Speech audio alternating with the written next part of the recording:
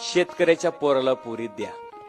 कारण अलीकडे शेतकरीच म्हणतोय की आम्ही आमची मुलगी शेतीवाल्याला देणार नाही.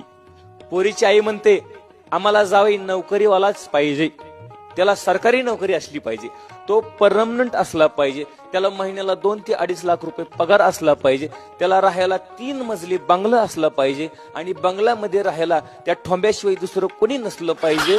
त्याला आई नको, बाप नको, बहीण नको, भाऊ नको, एकटा भोप्या पाहिजे.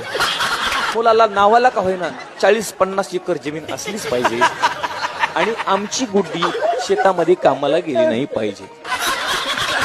मग काय 50-60 एकर शेती त्याच्यामध्ये तुमची समाधी मंदिर उभं करायची का तुमचे खडगे बांधायचे? कशाला पाहिजे मग तुम्हाला 40-50 एकर जमीन? अरे सुखाचे दिवस जर आणायचे असतील ना तर कष्ट करण्याची प्रवृत्ती ठेवा.